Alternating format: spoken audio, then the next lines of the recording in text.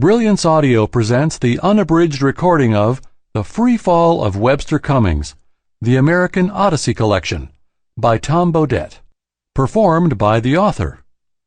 Hello, and welcome to the first volume of Tom Bodett's American Odyssey, The Free Fall of Webster Cummings. You know, with half my life spent living in Alaska, there's no mystery to why I've devoted most of my attention to the peculiarities of my oddball Alaskan existence. But I've never forgotten where I came from, and like most Alaska immigrants, my roots continue to petition for equal time. Raised in Michigan and funneled to Alaska through a series of misguided adventures across America and through the Northwest, I arrived in Alaska in 1976 and never looked back. Or that's what I like to say anyway. But I did look back. Do look back.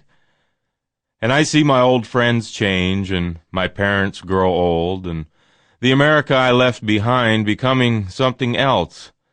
And even from my rarefied Alaskan perch, I have to admit that it's the most interesting situation I've ever come across.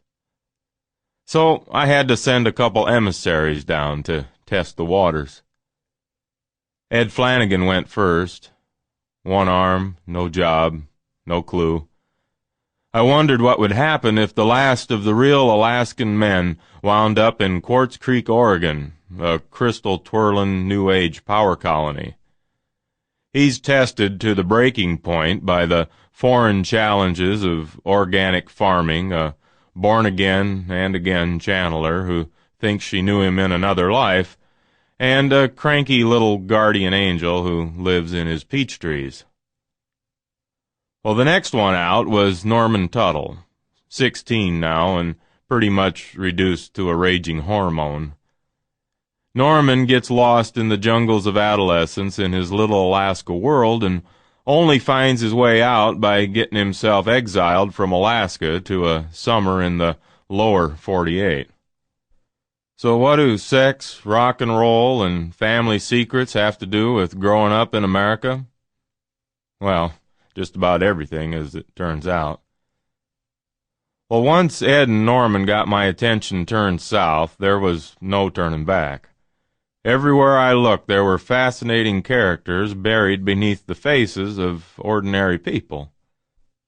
There's Lloyd and Evelyn Decker, retired and bored out of their 70-year-old wits in Avalon, Ohio, with a daughter playing logger in Oregon and a... Sample complete. Ready to continue?